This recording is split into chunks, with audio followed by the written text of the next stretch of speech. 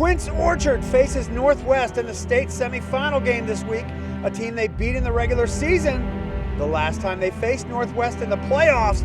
After having beaten them during the season, they got sent home.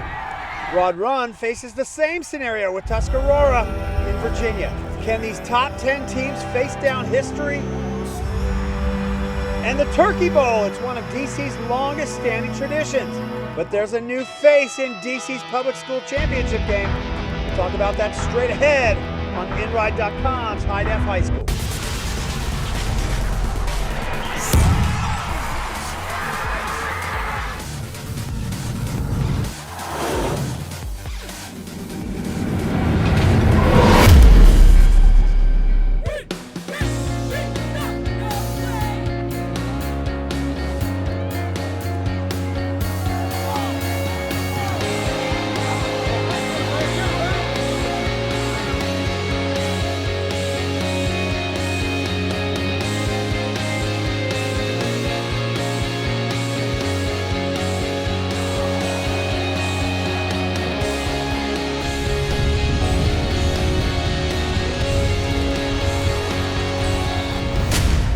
Hey, welcome everybody. It is the most exciting time of the year in high school football. It's getting cold outside and some of the schools have moved their games to Saturday afternoons to save us from the frosty weather. We are down to now only the elite teams in high school football in the DMV. I'm Joe Ball and this is the one and only Chad Ricardo. Welcome to InRide.com's High Def High School, brought to you by Quality Chiropractic. Chad, there were some big games around the DMV last night. And of course today, in about a half hour after this show ends, they will kick off right here where I am at South County. They'll be hosting WESTPO today. Yeah, Joe. I mean, you look up here in Maryland, you had Linganore and Frederick. You had the massive game between QO and Northwest. They're meeting for the second time. And then today, Flowers, of course, going to take on Waz in a game that everybody has been looking forward to. But you, sir, as you just alluded to, you're there at South County. That's a big-time ticket. It is a big-time ticket. That is exciting. I am thrilled, Chad. I can tell you right now, South County is won this region championship 2 years in a row and gone on to the state semifinal game. They were 7-0 this year before meeting up with this West Potomac squad, who they will face today. West Potomac knocked them off. But let's get to some of last night's action. Of course, we will begin up in Montgomery County. Joe Ball is the granddaddy of them all. QO versus Northwest. The Maryland 4A State Semifinal, a.k.a. Round 2 of the Battle for Bragging Rights in Montgomery County. Northwest Jags entering the Cougar Dome to take on the number 4 Quince Orchard Cougars. These squads have a history of one beating the other in the regular season, only to see their counterpart exact revenge in the playoffs. As you may recall, QO thumped the Jags 31-0 earlier in the season. Tonight, though, would have a decidedly different feel. Pick it up in the first. A Makai Walker punt, and Daryl Harper can't get his hands up under it. Matthew Longa jumps on it for the Cougars. Great teams make you pay for putting it on the ground. Savon Briggs, play action, and it's Walker with the one-handed grab. What can't the kid do? Takes a licking and keeps on ticking. 7-0 Cougars. The Northwest offense was decidedly better tonight, and a lot of that had to do with the play of Patrick Doyle. Here he gets it to Devin Anderson, who moves the Jags into the red zone. On 4th and goal from the 1, though, Elijah Mills and Lunga combined to keep Northwest out of the end zone. No soup for you, young man. Gotta take advantage of opportunities. Northwest would learn. Next possession, the Jags do just that. Doyle and a great grab by Devin Anderson. Young man coming into his own like Neo in the Matrix when he realized he knew Kung Fu. Plays later and it's downtown Daryl Harper punching it in, tying the game at 7. Northwest would enter the half with big momentum on their side. Third quarter now, and I don't know what kind of mojo Coach Kelly served at the break, but I need some of that in my life. Cougars march it straight down the field, capped by the Steven Santaniola touchdown. Sam Smith would make his extra point, extending the Cougars' lead to 14-7. Coach Hawkins' crew could not be outdone as they answer almost immediately. Doyle to Harper, pushed out inside the 5. Little guy, big game, Anthony Berry handles the light work It's 14-13, but spoiler alert, here's the key to the game.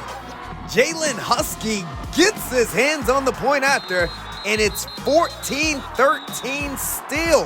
QO leads. On to the fourth, and at times it felt as though Northwest played the better game. Barry breaking free for a big run, but Donovan Brown using that sprinter speed to keep him from reaching pay dirt. After the QO defense tightened, the Jags have this 20-yard attempt to take the lead, but it's just a bit outside. Score remains 14-13. After the Jags defense forced a 3 and out, Doyle finds Harper for a key third down pickup. QO bend but don't break, forcing the Jags to try another field goal, this one from 40. It's up to take the lead.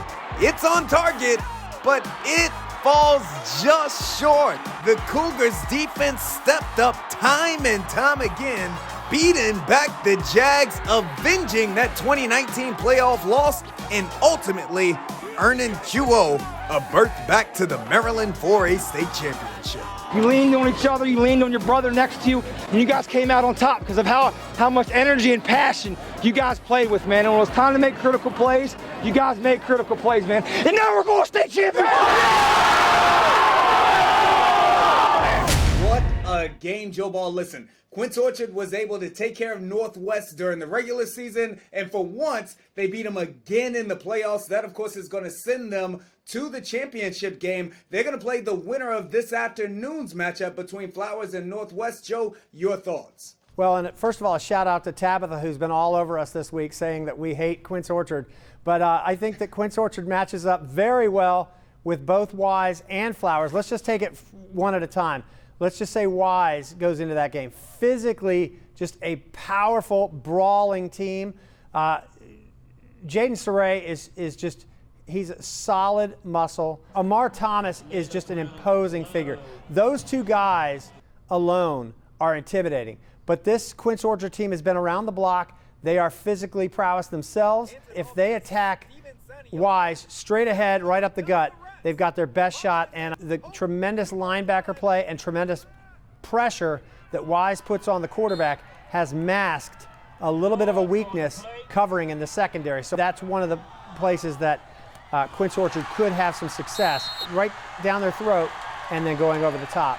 You know, if QO does play this Wise squad, first and foremost, that will be the matchup that both of these teams and everybody in the DMV has been waiting to see again for the last few years. They played a few years ago. Wise got the better of them. QO then won a state championship, but it was not against the Pumas. QO will want to do it against Wise. I think, though, that when these two teams match up, Joe, you spoke about it, styles make fights, and these two teams have very different styles. QO is going to look to punch Wise in the mouth, and Wise is going to look to use their speed and athleticism to get up and down the field against them. It's going to be a very fun matchup, and the one that everybody has been waiting to see. Now, I'll take you to that Flowers matchup. First of all, if Flowers wins, congratulations to them for finally slaying the dragon. We'll see whether they can do that, but if Flowers wins, Joe, I say, and I hate to, Coach Powell, I love you, but if Flowers wins, this is QO's game to lose. This Quince Orchard team has been on a bit of a mission. Again, Coach John Kelly brought all of these young men together. I believe that if QO plays Flowers, they're just too big, they're too physical, and they'll run right over that Jag squad. I agree with you, Chad.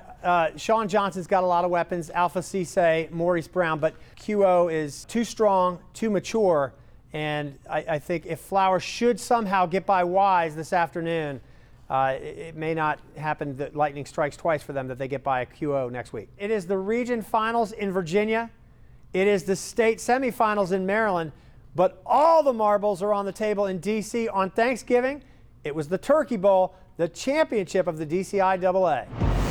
The Rough Riders from Roosevelt knocked off the H.D. Woodson Warriors less than a month ago. But this is the Turkey Bowl. Novon Lee dropping. He hits Dion Ray Jr. on a slant. Gets it down to the 15-yard line. Novon, first and goal. He shoots underneath all the fellas. He's in the end zone. And Woodson strikes first. They're up 6-0. Let's keep it real. This one blown dead. This is a two-point conversion attempt. But Montez Minor letting Kayvon Sneed know how he really feels. Kayvon says, Not in my house. Next play, Novon, play action. Rolling to his left. Finds Omar Satterfield in the end zone with the 2-pointer. It's 8-zip Woodson early on. Second quarter, Khalil Wilkins dropping. Looking around, buying time, moving to his left, and he finds Derek Hawkins in the back of the end zone. Touchdown, Roosevelt. They go for 2. It's 8-8 with 7:26 left in the first half. Just 2 minutes later, Khalil Wilkins, the sophomore, dropping again, lets one fly. Older bro Antonio pulls it in around the 27-yard line, drops off Jason Bell, and Jay Sean Fulmore gives Roosevelt their first lead of this Turkey Bowl with a 2-point conversion. It's 16-8 Rough Riders. Third quarter, Novon looking into that end zone. He's got Amari Thomas. Touchdown. They pull within 2 points. They do not get the conversion. It's 16-14. Roosevelt hanging on. But late third quarter, Khalil goes downfield to Nehemiah Phillips. He snags that one. He's still rolling. 42 yards on the play into the red zone. Sets up the Rough Riders at the Warriors 13. That drive moves into the fourth quarter. Khalil calling his own number. He's on the corner and in. That makes it 23-14. Roosevelt pulls away. Juan Pratt gets into the action, scoring a touchdown late in the game. And times are a-changing in the DCIAA. Roosevelt gets their first Turkey Bowl win in 42 years. They take this one 37-22. And coming up, we're going to take a look at more action from last night, and we're even going to preview some of the big-time matchups in Virginia as well as in Maryland. Keep it locked right here. IDEF High School is in session.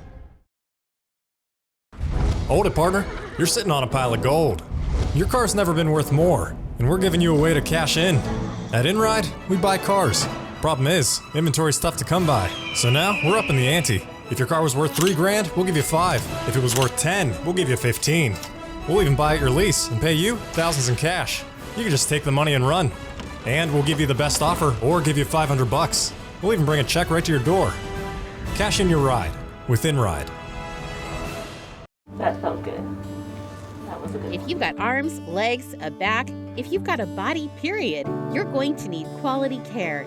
And the team at Quality Chiropractic treat you like family, and they heal people. I love being here at Dr. D'Amato, the girls in the front desk. They make you feel like family when you come in every time. Healing whole people, not just backs. Quality Chiropractic is here for you. Call now and book your appointment. Quality Chiropractic, adjusting the quality of your life. Hey, leave that remote over there. It's almost Tusky time, which means me. Hey everybody, welcome back to the show. As we mentioned earlier, we are getting close to the kickoff time for one of the biggest games in the region, SOCO and WESTPO. And we've got a guest with us right now, Coach Tynan Rolander, head football coach of the South County Stallions. Coach, we talked a few weeks back and you mentioned that the first time you guys played WESTPO, they snuck up on you a little bit. You didn't have a whole lot of film on George Stamos. You've had a few weeks to see him. He's been a giant killer 3 times now in the last 5 weeks. What's changed over the last month in terms of you guys' preparation? Well, being able to see him play more than just a handful of games, and at that, a handful of games at quarterback for his first varsity football, we got a better idea of what he's capable of doing. We had a pretty good idea of the athlete that he was. I mean, he's a 5-star lacrosse recruit going to Maryland, so we knew the kid could play, but we thought that him playing his second game or third game there at quarterback on a Friday night would play into our hands more so than it played into their hands. So we've been delving into the film a little bit more, and we think we have a pretty good game plan for him. I believe it. Coach Todd, South County Stallions taking on WESTPO a little later on today. Coach, thank you very much for stopping by with us. No problem. Thank you. Playoffs in the DMV. We'll be right back. IDEF High School is in session.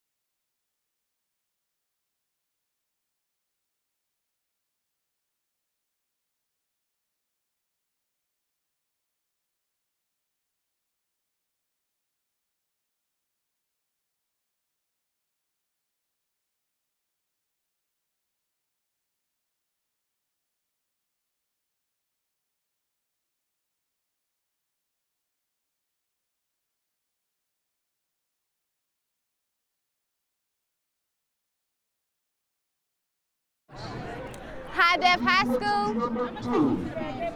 HD Woodson is High Def High School.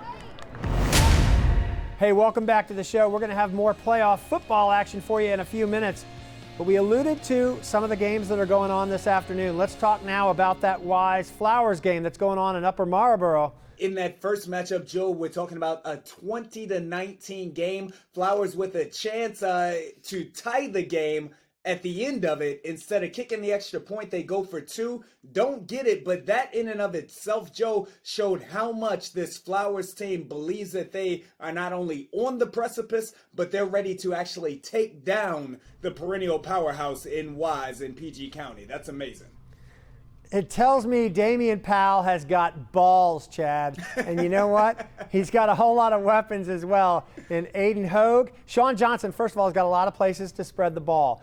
Alpha Cisse is probably the most notable, Maurice Brown the third, but there are a lot of guys. Habib Kamara. I think today could be a big day for Flowers. You got to love them.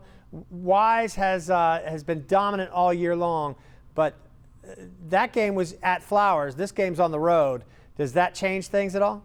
Look, I look at this Flowers team, 498 points for, only 157 points allowed all season long. This Flowers team has looked like they have been just on their way to getting this exact thing done. I do believe that Flowers is on the way to competing against Wise, but I think that so long as number 2 is over there, that they are 1 year too early. When you look at this Wise team, only 57 points allowed all season long. They've allowed 2 touchdowns in 3 games, only 3 touchdowns once. That defense is starting to play ball. You look at all of the Wise teams that have won championships, everybody points to the offense, but it's truly the defense of the Pumas that gets teams on and off of the field. We talked about Jaden Saray as compared to other quarterbacks in high school football in the area. Let me read you some of Jaden's numbers. He's completing 75% of his passes, Joe Ball. He's had 28 touchdowns and only 3 interceptions. He's a different kind of student athlete. In the backfield, Dadrian Carter-Williams has already run for over 1,000 yards.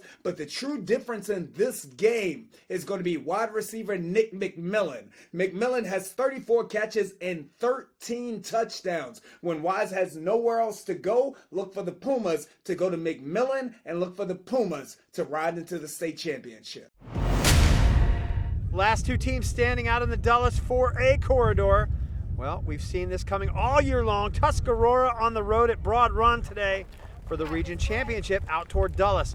Brandon Wheelbarger's team coming in with Bryce Duke in that high-powered offense, averaging just under 35 points per game. Broad Run trying to shake that monkey off their back and finally get by Tusky for a region title. First drive of this game, Tusky finds themselves early on going for it on 4th down from their own 40-yard line. They needed a yard. They don't get it. That gives Broad Run a short field. Not many big plays all day long in this one. Griffiths taking what he can get. Short one here on the slant, but getting first downs a little at a time. Same drive. Brett Griffiths takes it down all the way to the pylon. Almost gets in there. That'll be inside the 1, nevertheless. They say he's out. 2 plays later, Aslan Shipe sticks it in there. That touchdown puts the Spartans up 7-0. Tusky, again, next drive, going for it on 4th down. Sonny Menino is bailing out to his left, trying to extend the play, loses the handle. Broad Run comes up with it. Second time in the first quarter that Brett Griffiths is given a short field. He takes advantage of that, slowly grinding, moving ahead 6- and 7-yard chunks. Caps that drive off, calling his own number with a 6-yarder. That makes it 14-0 with 7:53 to play in the first quarter. The Spartan defense was on today. Every time Tusky went away from Bryce Duke, they were not very friendly. Alexander Biddle laying into Clayton Aposky here. Most of the day, though, Tusky went to that horse that brought him there over and over. Broad Run was counting on it, and they hemmed Bryce Duke in all day long.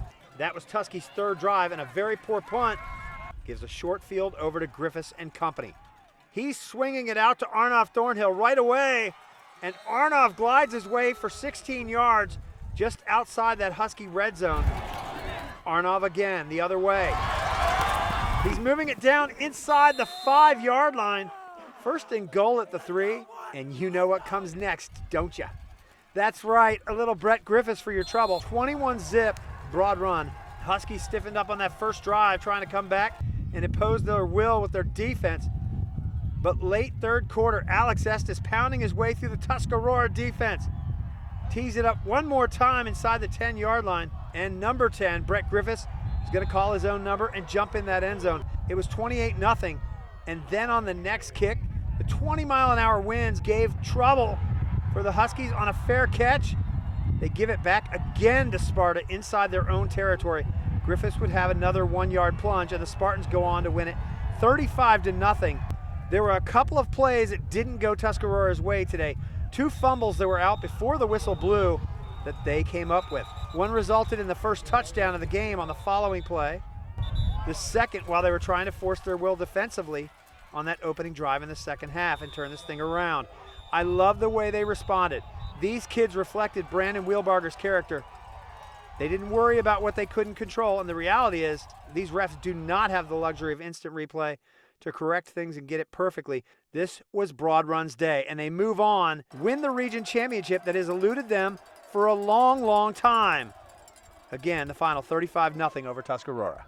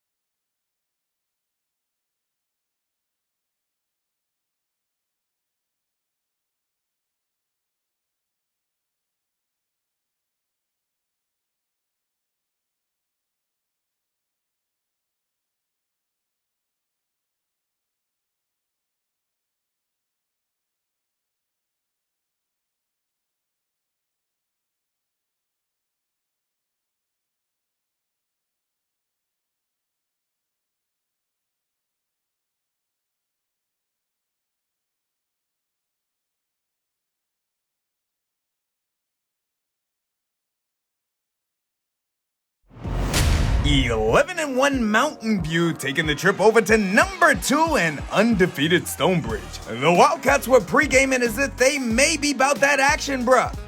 But it wouldn't take long for Mickey Thompson's crew to remind them, this ain't what you want, player. This ain't what you want. After forcing a turnover, first Stonebridge possession, Eli Mason, running a little Wildcat, punches it in from inside the 3, and the proverbial beatdown was on. Just like that. 6-0 Bulldogs. First play of the second quarter, beautiful misdirection. Mason to Jacob Thomas, who finds Zeke Wimbush, and Zeke is handing out stiff arms for Thanksgiving. 2-point conversion by Mason made the score 14-0. The Bulldogs' O might not be nothing to be trifled with, but their D is equally dangerous. Bad snap sends the ball into the end zone. Instant pressure leads to a safety, and it's 16-0. That's the lead that the Bridge would take into the half. Following another Mason touchdown run, Zach Lang makes a beautiful adjustment on the ball. That young man has a bright future on and off the football field. His pick would lead to more Jacob Thomas magic, as the lefty gets it to Colin Hart, and you can't stop Colin Hart. You can only hope to contain him. Hart takes this one to the house, making it 30-0 Stonebridge. Thomas and Hart would connect one more time, pushing the separation and final score to 37-0. Next up for the Bulldogs, they have a rematch with Highland Springs, the squad that they played the instant classic of a state championship game with during the spring. All right, there were some huge games yesterday and last night, but the bevy of big monster games happens in about an hour today. Chad, let's turn our attention to the Madison Warhawks right now. They are hosting Centerville, a team who gave them, out of all the teams they beat this year, team who gave them probably the closest game.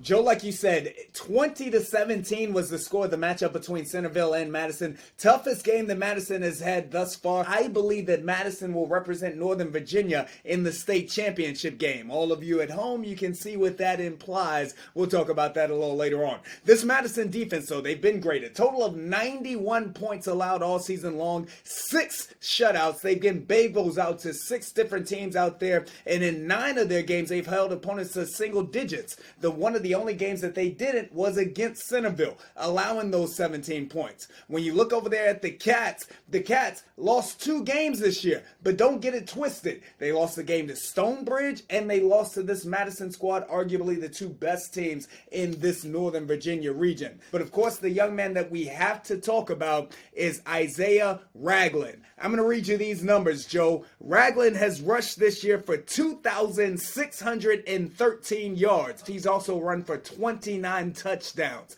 This Centerville squad is dangerous. Chad, they are dangerous, and they're dangerous because of Isaiah Ragland. But when they get one-dimensional, Madison's got him figured out. I think where they had success in the fourth quarter of that game was going up over the top and throwing the football. So that is the thing right there. Isaiah Ragland is the heart of this Centerville team. They've got to pound you, and he wants to wear that defense out.